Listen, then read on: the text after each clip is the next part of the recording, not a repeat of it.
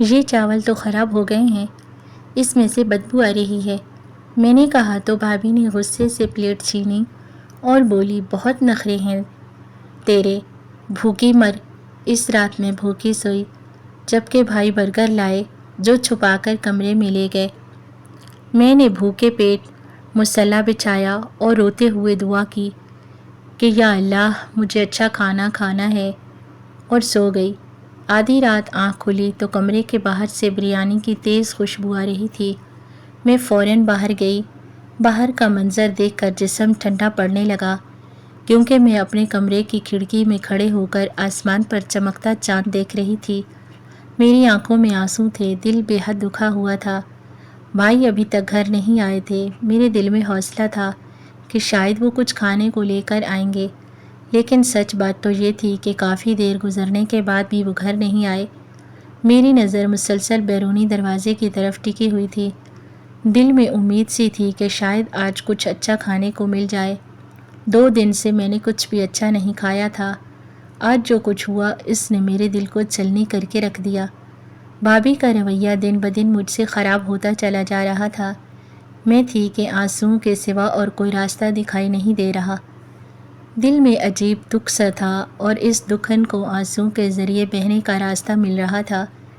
تھوڑی دیر گزری تو میرے چہرے پر مسکراہٹ بکھر گئی۔ بھائی بیرونی دروازے سے گھر کے اندر داخل ہوئے۔ میرے کمرے کی کھڑکی سے بیرونی دروازہ صاف نظر آتا تھا۔ اس سے پہلے کہ میں آگے بڑھ کر ان کے ہاتھ میں موجود شاپر سے یہ پہچان لیتی کہ وہ کھانے کی کوئی چیز لائے ہیں، وہ تیزی سے ادھر ادھر دیکھتے ہوئے اپنے کمرے کی طرف بڑھ گئے۔ اسی وقت مجھے ایسے لگا جیسے کہ کسی نے ایک زوردار تماچا میرے منہ پر دے مارا ہو اور میں وہیں ڈھیر ہو گئی ہوں۔ میں دوبارہ اپنے کمرے میں پلنگ پر جا کر بیٹھ گئی۔ دل اب ایک عجیب طرح سے دکھ رہا تھا۔ پہلے بھوکا ہونے کا دکھ تھا اور اب اپنوں کی بے رخی اور بے اعتنائی کا دکھ میرے اندر سمو رہا تھا۔ والدین کے جانے کے بعد تو ایسا لگ رہا تھا سب کچھ ختم ہو گیا ہو۔ واقعی سب کچھ ختم ہو گیا تھا۔ بھائی بھابھی کے رویے نے مجھے اچھی طرح باور کرا دیا کہ اب میرا ان سے کوئی تعلق نہیں۔ ابھی بھائی کو اپنے کمرے میں چپکے سے برگر لے جاتے دیکھا تو میرا دل خون کے آنسو رونے لگا۔ بھابھی نے مجھے بھوکا رکھنا مناسب سمجھا اور خود اپنے شوہر کو فون کر کے اپنے لیے برگر منگوا لیا۔ کاش وہ میرے لیے بھی منگوا لیتی تو کیا ہو جاتا۔ اس وقت رات کے 9 بج رہے تھے۔ میرا بھوک سے برا حال تھا۔ جب برداشت کی حد ختم ہو گئی تو میں نے مصلی بچھایا۔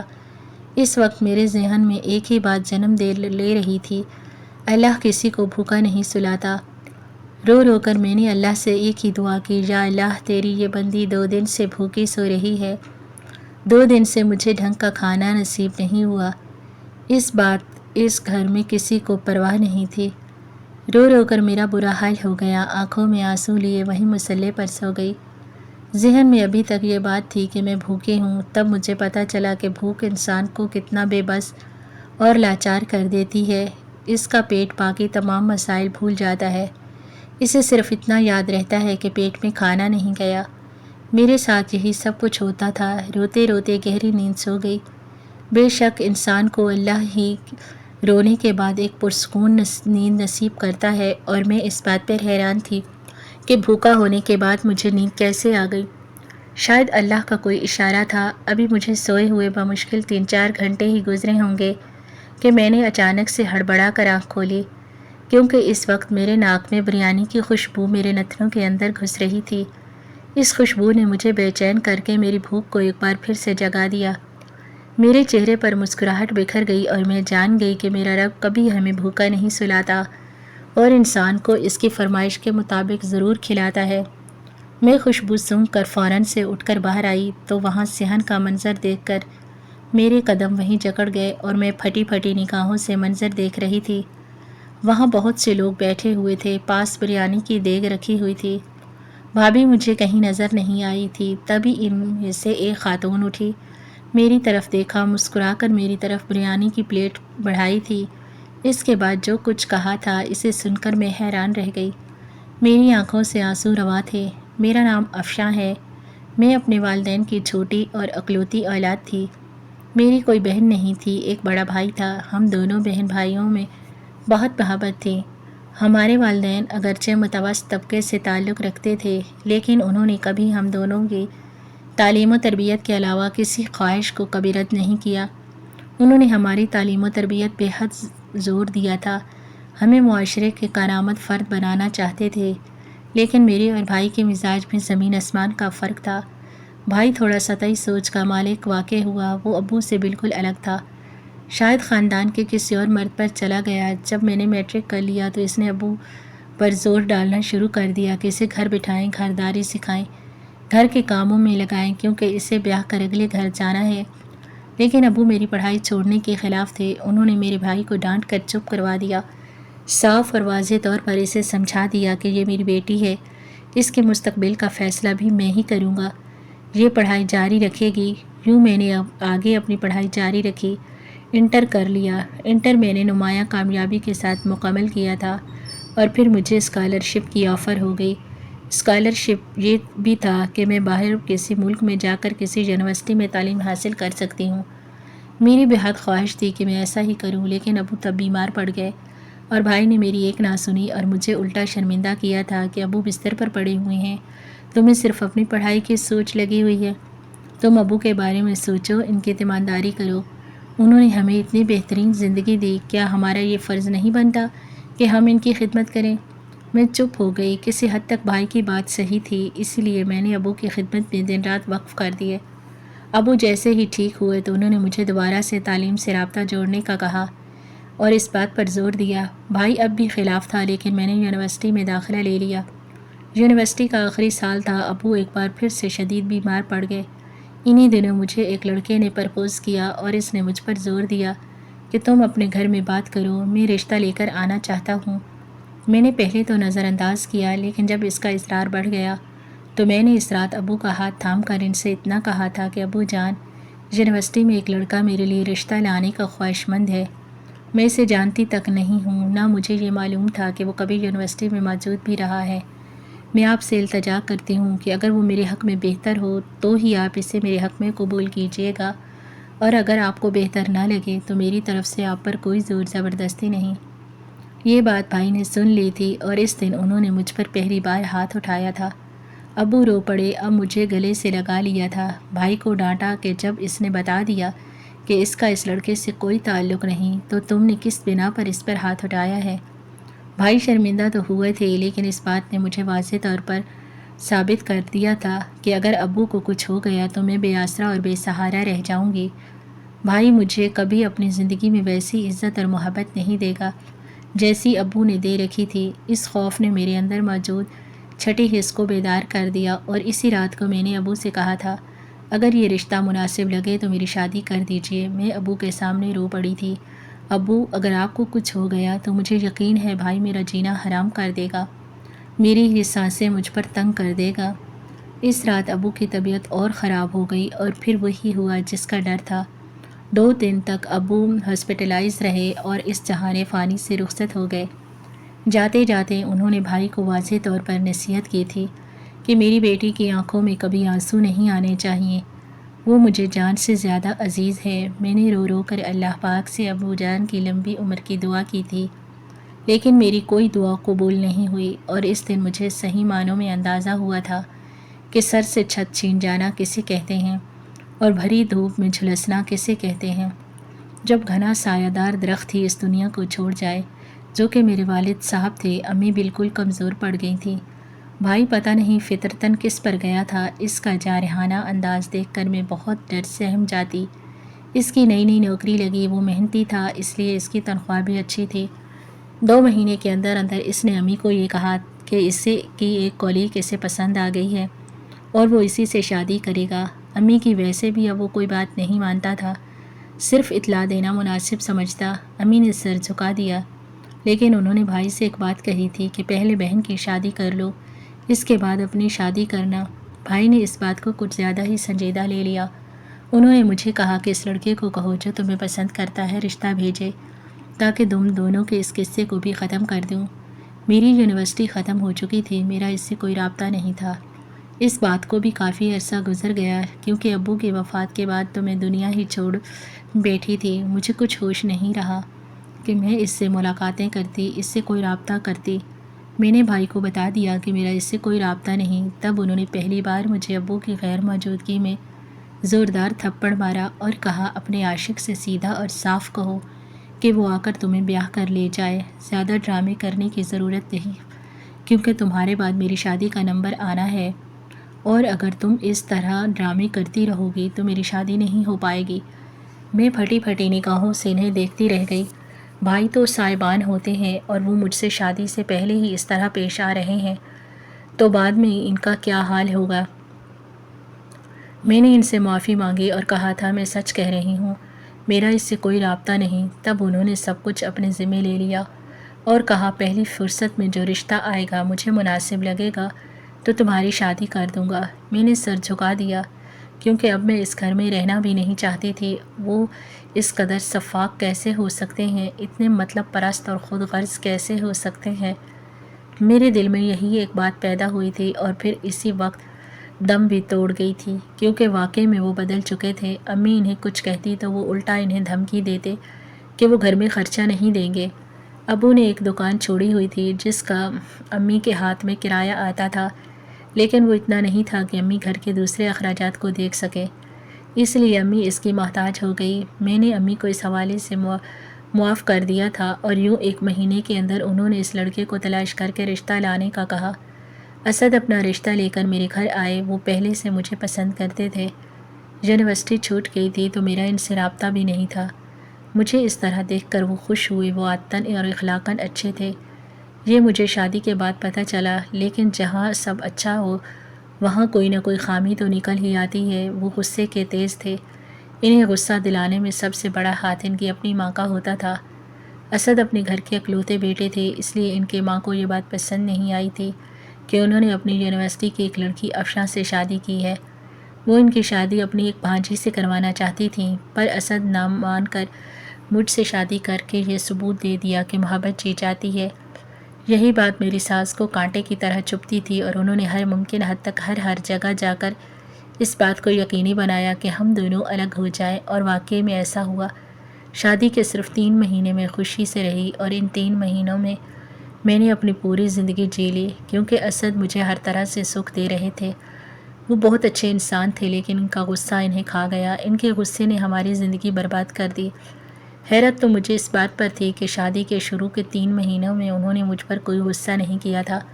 پھر جب ایک روز میری ساس نے انہیں ایک دھاگا ان کی حفاظت کے پیش نظر پہنایا تھا، تب وہ مجھے دیکھ کر ہی بدک جاتے، اور اس کے بعد مار پیٹ، تشدد اور گالیوں کا ایسا سلسلہ شروع ہوا کہ میں نے طلاق کا مطالبہ کر دیا، یہ جانتے ہوئے بھی کہ میکے میں میری کوئی سپورٹ نہیں ہوگی۔ امی کی وجہ سے میں نے یہ قدم اٹھایا تھا۔ جب بھی ان سے ملنے جاتی تو میرے چہرے پر نیل کے نشانات دیکھ کر سمجھ جاتی کہ اسد نے تشدد کیا ہے۔ میں رو پڑتی کہ وہ ایسے نہیں ہیں، لیکن نہ جانے کیوں جب سے وہ کالا دھاگا پہنا ہے وہ اسی طرح کرتے ہیں۔ 1-2 بار میں نے وہ دھاگا نیند میں اس کے ہاتھ سے اتار دیا تھا تو وہ میرے ساتھ 2-3 دن بالکل ٹھیک رہے، اور پہلی بات میری ساس کو برداشت نہیں ہوئی تھی۔ اگلے دن وہ پھر کالا دھاگا لا کر میرے شوہر کے ہاتھ میں باندھ چکی تھی، اور اس دن ہماری خوب لڑائی ہوئی۔ اس لڑائی میں انہوں نے مجھ پر بے حد تشدد کیا۔ جو بابا کی لاڈلی تھی، پڑھی لکھی تھی، ایک خوبصورت دل کے انسان کے ہاتھوں چڑھ گئی، جو خود بھی قصوروار نہیں تھا، لیکن اس کے اپنے قصوروار تھے جو اس کو خوش نہیں دیکھنا چاہتے تھے۔ انہوں نے نہ جانے ایسا کون سا عمل کیا تھا کہ ہم دونوں میاں بیوی کا وہ آخری دن تھا، اور پھر ہم دونوں ہمیشہ ہمیشہ کے لیے جدا ہو گئے۔ انہوں نے مجھے غصے میں 3 طلاقیں دے دی تھیں اور گھر سے نکل جانے کا کہا تھا۔ میں نے آخری بار نم آنکھوں سے ان کی طرف دیکھا اور ان سے صرف اتنا کہا تھا، اسد اپنی زندگی کو بچا لیجئے، میں آپ کو چھوڑ کر جا رہی ہوں۔ آپ کو آپ کی زندگی مبارک ہو، لیکن اپنی زندگی کی حفاظت کیجئے، آپ خطرے میں ہیں۔ یہ کہہ کر میں بے سر و سامانی کے عالم میں دوبارہ اپنے میکے آ گئی۔ بھابھی کی شادی کو 1 مہینہ ہو چکا تھا۔ مجھے گھر سے رخصت کرنے کے بعد انہوں نے 15 دن بھی انتظار نہیں کیا اور اپنی شادی کے تمام فنکشن شروع کر دیے۔ مجھے خوشی تھی کہ وہ میرے بھائی تھے، میں کیسے انہیں آباد نہیں دیکھ سکتی تھی۔ میں تو ان کے لیے بہت زیادہ خوش رہتی، پر شاید انہیں دوبارہ میرا میکے آنا اور طلاق یافتہ کہلانا بالکل پسند نہیں آیا تھا۔ اس میں میری کیا غلطی تھی؟ یہ تو میری قسمت تھی جس نے مجھے یہ دن دکھایا تھا۔ امی میری وجہ سے بیمار رہنے لگی تھی، بھائی اکثر اب مجھ سے لڑنے لگتے، بھابھی کچھ نہ کہتی لیکن وہ صرف بھائی کو چابی بھر دیتی تھی، وہ بولتے رہتے اور میں چپ چاپ سنتی رہتی۔ بھابھی کو مفت کی ملازمہ ہاتھ لگ گئی تھی، انہوں نے گھر کے سارے کام میرے حوالے کر دیے تھے۔ میں کھانا اچھا نہیں بنا سکتی تھی کیونکہ کبھی عادت ہی نہیں تھی، اس لیے گھر کے تمام کاموں میں ان کی مدد کر دیا کرتی تھی، بلکہ باقی تمام کام میں ہی کیا کرتی۔ کھانا صرف وہ بنا کر اپنے شوہر کو یہ ثابت کر دیتی کہ انہوں نے گھر کو سنبھالا ہوا ہے۔ میں پھر بھی چپ رہتی تھی کیونکہ مجھے کسی کو خود کو ثابت نہیں کرنا تھا، مجھے صرف امی کا خیال رکھنا تھا۔ بھائی نے تو گھر کی ہر چیز سے جیسے ہاتھ جھاڑ دیے، امی کی بیماری، ان کی دوائی، یہ تمام چیزیں میں اپنی جمع پونجی سے کر رہی تھی، جو ابو نے میرے نام پر اکاؤنٹ کھولا ہوا تھا، اسی سے یہ سب کچھ ہو رہا تھا۔ امی نے چپکے سے وہ دکان بھی میرے نام کرنی چاہی تھی، لیکن بھائی نے ان سے یہ حق بھی چھین لیا کہ جلدی اس کی دوسری شادی ہو جائے گی تو اس کا دوسرا شوہر اسے یہ دکان بھی چھین لے گا۔ امی اس دن پہلی بار بھائی سے سخت ناراض ہوئی تھی اور اس سے کہا تھا کہ میری بد دعا مت لو ورنہ کہیں کے نہیں رہو گے، پر بھائی نے امی سے بھی اس وقت لڑائی کی تھی کہ آپ اس کے لیے جو طلاق لے کر آپ کے گھر پر ایک مصیبت لے کر دوبارہ بیٹھ گئی ہے، مجھ سے لڑ رہی ہیں۔ امی رو پڑی تھی اور اس دن ان کی طبیعت بے حد خراب ہو گئی۔ میں نے بھائی کے سامنے ہاتھ جوڑ دیے تھے کہ وہ واحد اس گھر میں سہارا رہ گئی ہیں، خدا کے واسطے ان سے نہ لڑا کریں۔ بھائی الٹا مجھ سے ہی بدظن ہو گئے، انہوں نے مجھ سے بات چیت کرنا ہی بند کر دی۔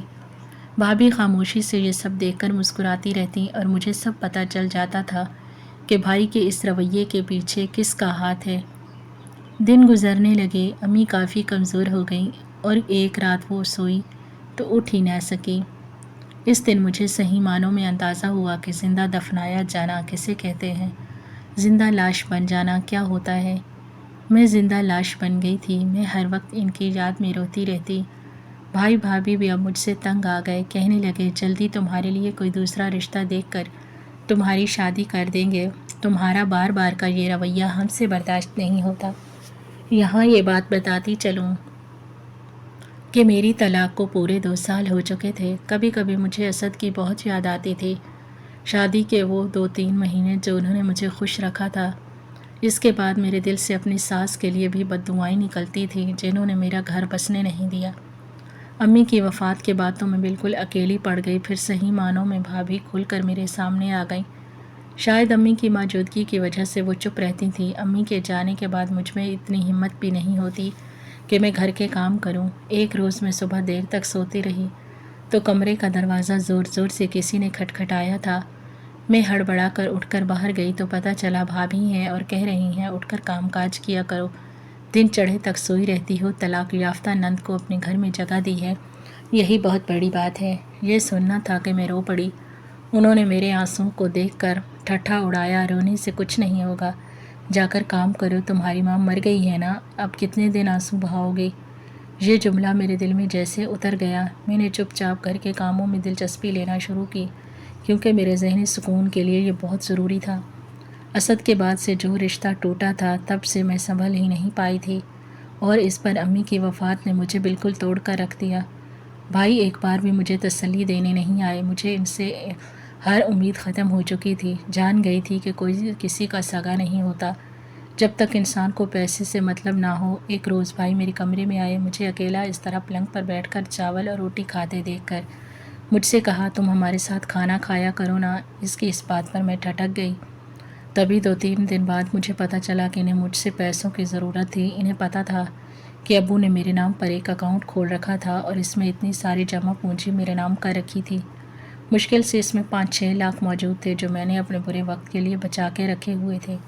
انہوں نے میرے سامنے اپنے کاروبار کا رونا شروع کر دیا کیونکہ وہ نوکری چھوڑ کر اپنا کاروبار کھول چکے تھے اور اس میں بھی ان کا رونا دیکھ کر مجھے رحم آیا تو میں نے 1 لاکھ روپے ان کے حوالے کر دیے۔ یہ جاننا تھا کہ انہوں نے مجھ پر دباؤ ڈالنا شروع کر دیا کہ میں اپنے اکاؤنٹ کی ساری تفصیلات انہیں بتا دوں اور وہ اکاؤنٹ ان کے نام کر دوں، لیکن میں نے بھی کچی گولیاں نہیں کھیل رکھی تھیں، اس لیے میں نے باتوں باتوں میں انکار کر دیا اور تب سے وہ میری جان کے دشمن بن گئے۔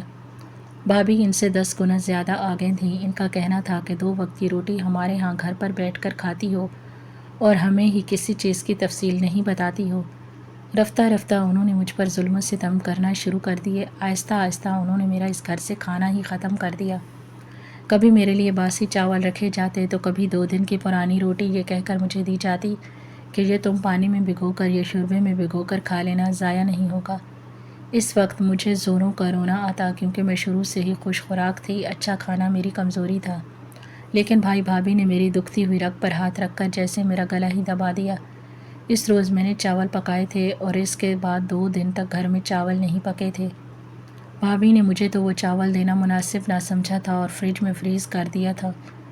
میں حسرت سے انہیں دیکھتی تھی اور لیکن وہ میرے نصیب میں نہیں تھے، حالانکہ وہ میں نے خود ہی بنائے تھے۔ مسالے والے چاول مجھے بہت پسند تھے، لیکن بھابھی نے مجھ سے چھین کر فریزر میں رکھ دیے اور شاید خود بھی کھانا بھول گئی تھی۔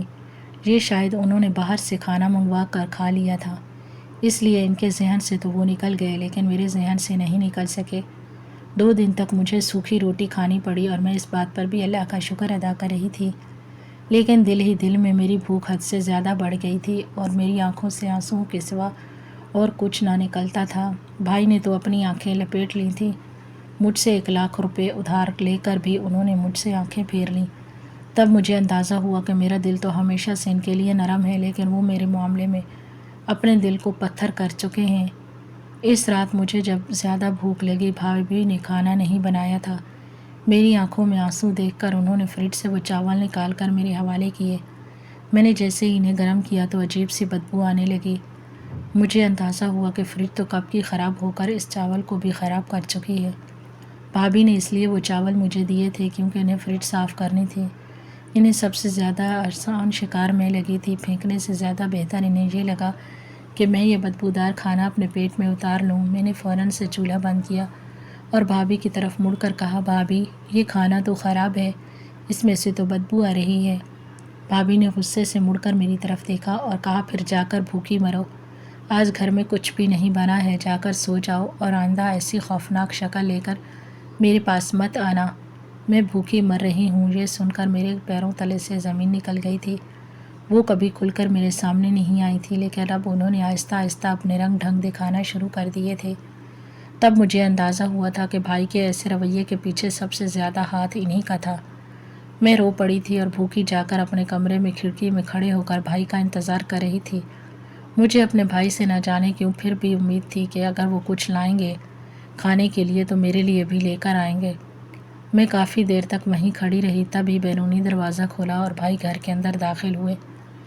میرے کمرے سے یہ منظر صاف طور پر نظر آتا تھا۔ میں دوڑ کر ان کے پاس جانا چاہتی تھی کیونکہ ان کے ہاتھ میں شاپر میں کچھ موجود تھا۔ تب مجھے احساس ہوا کہ وہ میری طرف دیکھے بغیر ہی اپنے کمرے کی طرف بڑھ گئے تھے۔ وہ شاید کھانے کے لیے کوئی سامان لائے تھے، شاید برگر تھا جو چھپا کر اپنے کمرے کے اندر لے گئے اور دروازہ بند کر دیا۔ انہوں نے یہ پوچھنا بھی گوارا نہ کیا کہ آج گھر میں کھانا نہیں بنا تو میری بہن نے کیا کھایا ہے۔ یہاں یہ بات بتاتی چلوں کہ کھانا بھائی اور بھابھی کی مرضی سے بنتا تھا۔ کچن کو بھی اکثر تالا لگا ہوتا تھا، یعنی کھانا بن جاتا تو پھر کچن کو تالا لگ جاتا۔ میں اپنی پسند کا کچھ نہ بنا لوں، میں محتاج ہو گئی تھی، پڑھی لکھی تھی، جاب کرنا چاہتی تھی، لیکن بھائی اس کے لیے بھی راضی نہیں تھے۔ اس دن میں مسلح بچھا کر بری طرح رو پڑی کہ یا اللہ، اپنے بندوں کو بھوکا نہیں سلاتا، میں بھی تو تیری ہی بندی ہوں، 2 دن سے بھوکی ہوں، ٹھیک سے کھانا نہیں کھایا، سوکھی روٹی کھانی پڑ رہی ہے، گھر میں سب کچھ ہوتے ہوئے بھی یہ لوگ مجھے بھوکا مار رہے ہیں، تو اپنی رحمت سے مجھے اچھا کھانا کھلا دے۔ کہ اس وقت میرے لیے وہی بہت بڑی نعمت تھا اور میں اسی سے ہی مانگ رہی تھی۔ روتے روتے میں وہیں سو گئی۔ جب آنکھ کھلی تو مجھے ایسا لگا کہ پورے کمرے میں بریانی کی خوشبو پھیل گئی ہے۔ بریانی کی خوشبو میرے نتنوں کے اندر سے گھس رہی تھی۔ میں فوراً سے اٹھی، مجھے لگا میری دعا قبول ہو گئی ہے۔ وہ واقعی میری دعا قبول ہوئی تھی۔ میں جیسے ہی بھاگ کر گھر میں صحن میں آئی تو یہ دیکھ کر حیران رہ گئی کہ وہاں بہت سے لوگ موجود ہیں جنہیں میں جانتی تک نہیں ہوں، جن میں زیادہ تر خواتین تھیں۔ مجھے دیکھ کر مسکرا کر کہنے لگی، بیٹا تم اس گھر کی بیٹی ہو نا، آؤ تم بھی بریانی کھا لو۔ میں اتنی بھوکی تھی کہ میں نے کچھ بھی نہ سوچا، ان کے ہاتھ سے بریانی کی پلیٹ لے کر کھانے لگی۔ جب پیٹ بھر کر کھانا کھا لیا تو سب سے پہلے اللہ کا شکر ادا کیا۔ کھانا کھانے کے بعد جب میں نے ان سے پوچھا کہ آپ کون ہیں، میں آپ لوگوں کو نہیں جانتی، تو انہوں نے مسکرا کر میری طرف دیکھا اور کہا، بیٹا ہم برابر والے گھر میں رہنے آئے ہیں، ہمارے گھر میں ہم نے قرآن خوانی کر رکھی تھی، لیکن کھانا کھلانے کے لیے جگہ کم پڑ گئی تھی، اس لیے تمہاری بھابھی سے جگہ کی درخواست کی تھی۔ انہوں نے اس لیے آج کھانا نہیں بنایا تھا کیونکہ ہم نے انہیں کہہ دیا تھا کہ ہم رات کو آپ کو کھانا دے دیں گے۔ آپ رہ گئی تھیں اس لیے آپ کو ابھی کھانا دے دیا۔ ہم بس یہاں سے سمیٹ کر واپس چلے جائیں گے۔ میری آنکھوں میں شکر گزاری کے آنسو تھے۔ میں نے اس عورت کا بہت شکریہ ادا کیا تھا اور پھر آہستہ آہستہ میری ان سے دوستی ہو گئی۔ وہ بالکل میری ماں جیسی تھی اور جب کبھی گھر کے کاموں سے فارغ ہو کر میں ان کے پاس جاتی تو وہ مجھے دیکھ کر کہتی، بیٹا اس بریانی کی ایک پلیٹ نے تمہیں میرا دوست بنا دیا۔ واقعی بھوک انسان سے بہت کچھ کرواتی ہے۔ میں تمہیں مشورہ دیتی ہوں کہ تم اپنی پڑھائی کو عمل میں لاؤ، اپنے لیے خود سب کچھ کر سکو۔ کب تک اپنے بھائی بھابھی کی محتاج رہو گی اور ان کی ملازمہ بن کر رہو گی، ان کی باتیں سنتی رہو گی؟ میں اکثر دیکھتی ہوں کہ تم سوکھی روٹی کھا رہی ہوتی ہو۔ اپنے آپ کو اس قابل بناؤ کہ اپنے لیے شاندار کھانا خود اپنے پیسوں سے کما کر کھا سکو۔ مجھے ان کی بات دل کو لگی تھی۔ میں نے ان کے بیٹے کی مدد سے وہ دکان جو بھائی نے اپنے نام کروا لی تھی تمام قانونی کارروائی کے بعد اپنے نام کروا لی، کیونکہ یہ ابو کی وصیت تھی کہ وہ دکان میرے نام ہو جائے گی۔ اور جیسے ہی وہ دکان میرے نام ہوئی میں نے ایک کیک ہائر کیا اور وہاں ایک ریسٹورنٹ کھولنے کی پوری کوشش کی تھی۔ ریسٹورنٹ کیا تھا، ڈھابا ہی تھا جہاں 2-3 قسم کے سالن اور سبزیاں رکھنے کے بعد میں نے باقاعدہ طور پر کاروبار کا آغاز کیا۔ میں نے آنٹی سے کھانا پکانا بھی سیکھ لیا تھا۔ میرے ہاتھ میں ایسا ذائقہ آیا کہ اب نہ صرف میں اپنے ہاتھ کے ذائقے کو استعمال کر کے خود اپنے لیے اچھے اچھے کھانے بنا لیتی، بلکہ میرے ڈھابے کا کاروبار اتنا زیادہ وسیع ہو گیا۔ میں نے اپنے لیے ایک الگ کرائے کا مکان حاصل کر لیا۔ میں ابو کی دعائیں دیتی نہ تھکتی، جنہوں نے اچھے وقتوں میں میرے لیے میرے برے وقت کا سوچ کر رکھا تھا۔ آج میں کامیاب ڈھابے کی مالکن بن کر اپنا کاروبار چلا رہی تھی۔ میں روز اس ڈھابے سے اپنی پسند کی چیزیں کھاتی اور پیٹ بھر کر کھانا کھانے کے بعد میں اللہ کا شکر ادا کرتی تھی۔ میں ان آنٹی کو ہمیشہ اپنے ساتھ رکھتی تھی، انہیں میں بہت پسند تھی، اس لیے انہوں نے اپنے بڑے بیٹے کے لیے میرا رشتہ بھیج دیا اور یوں ایک بار پھر سے بیاہ کر ان کے گھر آ گئی تھی۔ میں نے بھائی بھابھی کو ہمیشہ کے لیے خیر بات کہہ دیا تھا۔ وہ آنٹی جنہوں نے مجھے حوصلہ دیا تھا، امید دی تھی، وہ میری ساس بن چکی تھیں۔ تب مجھ پر یہ انکشاف ہوا تھا کہ وہ اسد یعنی میرے سابقہ شوہر کی دور پرے کے رشتہ دار ہیں اور وہ مجھے اچھی طرح جانتی تھیں، اس لیے انہوں نے مجھے حوصلہ دیا تھا اور اپنے بیٹے کے لیے پسند کر کے مجھ سے شادی کر دی۔ میں ان کی جتنی شکر گزار ہوتی کم تھا۔ انہوں نے میری اس وقت آنکھیں کھولی تھیں جب میں مایوسی کی حالت میں زندگی گزار رہی تھی۔ ایک بار پھر سے کامیابی سے ہمکنار ہوئی۔ شادی کے بعد بھی مجھ پر کوئی دباؤ نہیں تھا کہ میں اپنا کاروبار بند کر دوں، لیکن میں نے اتنا کیا تھا کہ اپنے کاروبار وہیں رہنے دیا، بلکہ اپنی تمام ذمہ داریاں کسی اور شخص کے حوالے کر کے اب گھرداری کر رہی تھی۔ یوں کاروبار کا کاروبار اور گھرداری کی گھرداری دونوں اچھی طرح ہو رہے تھے۔ ہفتے میں ایک بار میں وہاں جا کر حالات دیکھتی تھی، سب کچھ ٹھیک چل رہا ہے یا نہیں۔ بھائی بھابھی نے مجھ سے کوئی رابطہ نہیں رکھا تھا، کیونکہ جب میری دوسری شادی ہونے کے قریب ہوئی تو انہوں نے یہ کہہ کر میرا بائیکاٹ کرنا شروع کر دیا کہ یہ سب کچھ تم اپنی پسند سے کرتی ہے، بھگوڑی لڑکی ہے، ہمارا اس سے کوئی تعلق نہیں۔ بھائی کو لگا تھا کہ شادی کے سارے اخراجات انہیں اٹھانے پڑیں گے، لیکن انہیں میرے خفیہ کاروبار کے متعلق نہیں پتہ تھا۔ رفتہ رفتہ میرے کاروبار میں برکت ہو گئی۔ میرے شوہر کو بھی کاروبار میں مسئلہ ہوا تو میں نے اپنے کاروبار سے ان کی مدد کی اور یوں وہ میرے شکر گزار نظر آتے تھے۔ ہمارا گھرانہ مثالی گھرانہ تھا۔ آنٹی کی میں بے حد خدمت کرتی تھی کیونکہ انہوں نے مجھے زندگی میں بہت زیادہ حوصلہ دیا اور میری ماں کے بعد وہی تھی جو میرے لیے سب کچھ تھی۔ ایک دن میں ڈھابے پر حساب لینے گئی جو اب کافی وسیع اور عریض کاروبار میں بدل گیا تھا۔ مجھے وہاں ایک عورت روتی ہوئی کچھ مانگتی دکھائی دی۔ یہاں یہ بات بتاتی چلوں کہ میرا بھائی بھابھی سے کافی عرصے سے کوئی رابطہ نہیں ہوا تھا۔ میں رابطہ کرنا بھی چاہتی تو وہ لوگ مجھ سے تعلق توڑ چکے تھے۔ ایسے میں بے بس اور مجبور ہو گئی۔ ہم نے وہ محلہ بھی چھوڑ دیا اور نئے محلے میں آباد ہو گئے تھے، اس لیے بھی مجھے ان کے بارے میں کچھ خبر حاصل نہ ہو سکی۔ ڈھابے میں جب میں نے اس عورت کو روتے ہوئے دیکھا، کھانا طلب کرتے دیکھا تو میرا دل پسیج کر رہ گیا۔ میری آنکھوں میں آنسو آ گئے۔ وہ عورت کوئی اور نہیں بلکہ اپنی گود میں 3 سال کا ایک بچہ اٹھا کر کھانا مانگ رہی تھی۔ اس کی حالت دگرگوں تھی۔ وہ کوئی اور نہیں، وہ عورت میری بھابھی تھی جو مجھے 2 وقت کی روٹی کے لیے ترساتی تھی، آج خود کھانے کے لیے ترس رہی تھی۔ بچے کی حالت دیکھ کر میرے دل میں ایک دم سے اداسی چھا گئی اور میں نے اسی وقت انہیں معاف کر کے آگے بڑھ کر نہ صرف عزت سے انہیں ڈھابے میں بٹھا کر کھانا کھلایا بلکہ انہیں یہ بھی کہا اگر انہیں پیسوں کی ضرورت ہے تو میں ان کی مدد کرنے کے لیے تیار ہوں۔ تب بھابھی نے مجھ پر انکشاف کیا کہ تمہارے بھائی نے دوسری شادی کر لی ہے اور مجھے دھوکہ دے دیا۔ وہ کبھی بھی تمہارے اور امی کے خلاف نہیں تھے۔ یہ میں تھی جس نے ان کے کان بھرے تھے، لیکن اب میں ذلت بھری زندگی گزار رہی ہوں۔ ان کی دوسری بیوی نے پہلے دن سے ہی میرا پتہ کاٹنا شروع کر دیا ہے۔ جب سے میں امید سے ہوئی تب بھی تمہارے بھائی اسے چھوڑنے کو راضی نہ ہوئے۔ انہوں نے مجھے ہی گھر سے نکال دیا۔ میں نے کس طرح اس بچے کو پال پوس کر بڑا کیا، یہ میں ہی جانتی ہوں۔ 3 سال کا وہ معصوم بھتیجا مجھے بے حد پیارا لگا۔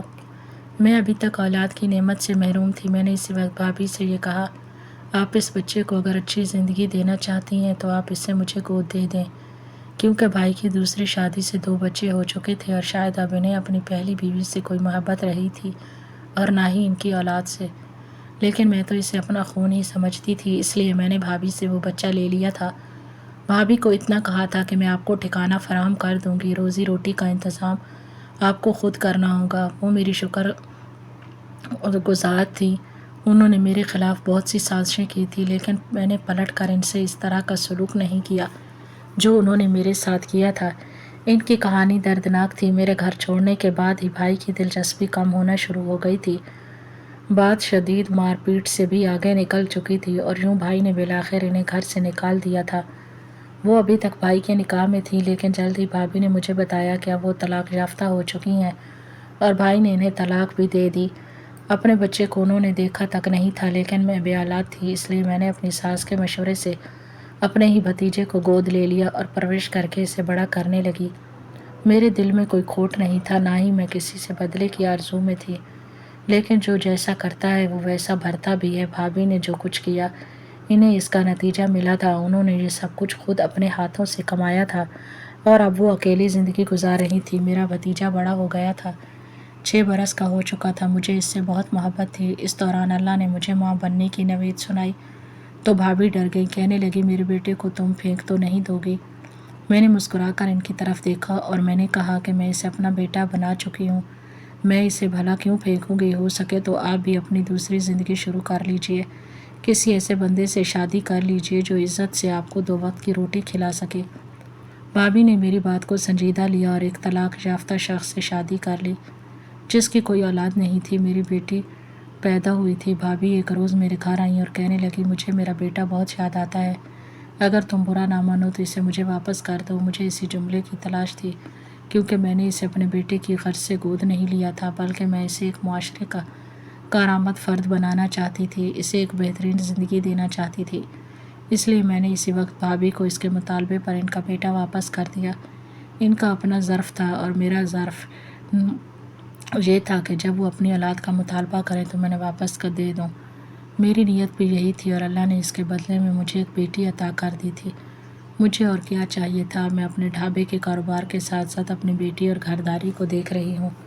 میری ساس، میرے گھر والے سب مجھ سے خوش ہیں اور یہ قسمت میں نے بہت مشکل سے پائی تھی، اس لیے مجھے بہت پاپڑ بیلنے پڑے، بھوکا رہنا پڑا، لوگوں کی باتیں سننی پڑی تھی، لیکن میں ڈٹی رہی۔ مستقل مزاجی نے مجھے اس مقام پر پہنچایا تھا کہ آج میں اپنے پیسوں سے کچھ چاہے خرید کر کھا سکتی ہوں، جو کچھ چاہے خرید کر پہن سکتی ہوں، اور سب کچھ میری ساس اور میرے شوہر کا دیا ہوا ہے اعتماد تھا جس نے مجھے کامیاب کیا۔ دوسری طرف بھابھی کی بدنیتی نے زندگی میں انہیں اس بات کی سزا دے دی تھی۔ بھائی کی خبر مجھے نہیں تھی، شاید بھائی نے جو کچھ بھابھی کے ساتھ کیا، انہیں اس کی سزا آئندہ زندگی میں مل جائے، یہ مجھے قطعی اندازہ نہیں تھا، لیکن مجھے اتنا پتہ تھا کہ آج ہم کسی کے ساتھ برا کرتے ہیں تو کل ہمارے سامنے وہی سب کچھ لوٹ کر واپس آتا ہے، اور کوئی انسان اپنے برے اعمال سے نہیں بچ سکتا، بلکہ زندگی میں کسی نہ کسی موڑ پر وہ ہمارے سامنے مکافات عمل بن کر آ ہی جاتا ہے۔